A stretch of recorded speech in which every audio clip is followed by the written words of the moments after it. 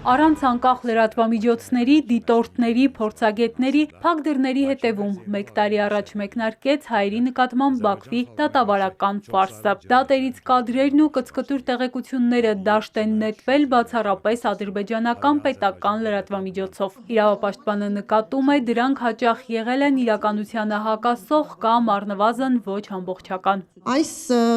շուրջ 1 տարի ընթացող դատավարություններում, երբ ընդհանուր առմամբ դատական նիստերի քանակը 2 դատավարություն գերազանցում է 150-ը,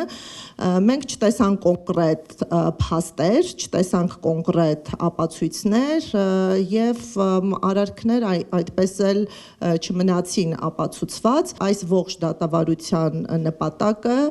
Արցախի քաղաքական միավորի ապալեգիտիմացումներ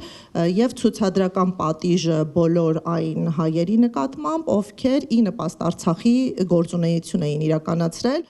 Ադրբեջանական դատարանը խորհրդակցական սենյակում է։ 15 հայերի դատավճիռը հայտնի կդառնա հավանաբար հունվարի վերջին, իսկ Ռուբեն Վարդանյանի առանձնացված գործով վերջին նիստը ձգձգվում է։ Սկզբում փաստաբանի առողջական խնդիրների, ապա դատարանի խորհրդակցական սենյակում լինելու պատճառով։ Նիստերի հետաձգումները ըստ իրավապաշտպանի միտումնավոր են արվում։ Տարբերակված մոտեցում ենք վերաբերմունքի առումով դիտարկել Ռուբեն Վարդանյանի պարագայում, հետաքրքրական է, որ մեծացել է նրա մեկուսացվածությունը արտաքին աշխարհից եւ ընտանիքի միջոցով տեղեկացանք, որ պակասել է զանգերի հաճախականությունը։ Բաքուն ուշացումով, բայց կատարել է մի այդ որոշումը՝ տեղեկություններ տրամադրել պահվող հայերի վիճակի մասին։ Նախորդ տարվա նոյեմբերի փոխարեն մի քանի օր առաջ հունվարի 12-ին են մի քանի լուսանկար եւ տեղեկություն փոխանցել։ Մի քանի օր առաջ էլ հայրենիք վերադարձան Բաքվում պահվող 4 հայ գերիները։ Նրանց վերադարձի լուրին զուգահեռ պարզվեց Երևանը Դամասկոսին է հանձնում Հայաստանում պատիժը կրող 2 վարձկան ահաբեկիչներին։ Նիկոլ Փաշինյանը պնդեց, գործարք չկա, հայ գերիների վերադարձը վարձկանների հանձնման հետ կապ չունի։ Մեզ համար անհերքելի փաստը այն էր, որ սա տեղի ունեցավ համաժամանակյա։ Արդյոք սա զուգադիպություններ, պատահականություններ, իհարկե մեկնաբանություններ կարող են տրվել, բայց որ մեկնաբանությունն է, որը ողջամիտ է եւ կարող է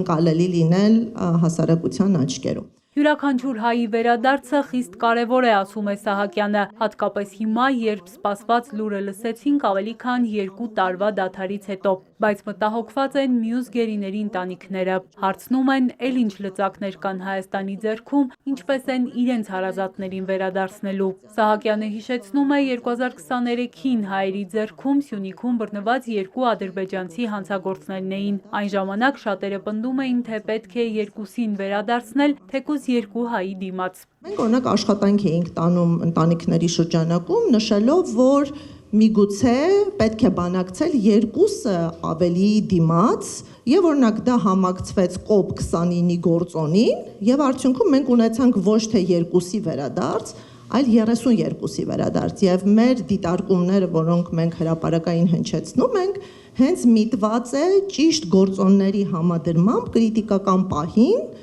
որոշում կայացնելու հետ, որը կարող է ապահովել հնարավորինս մեծ թվով հայերի հայրենադարձումը։ Գերիների վերադարձի հարցում այս փուլում շատ կարևոր են քաղաքական պայմանավորվածությունները։ Իրավապաշտպանի խոսքով իրավական ձևականությունները ուժ չունեն, երբ լինում է հստակ քաղաքական պայմանավորվածություն։ Ադրբեջանում այս պահին հաստատված 20 հայ գերի կա։ Դրանց թվում Կարեն Ավանեսյանը, որը գերեվարվեց արդեն հայաթափված Արցախից եւ այժմ Բաքվում մեղադրյալի կարգավիճակ ունի։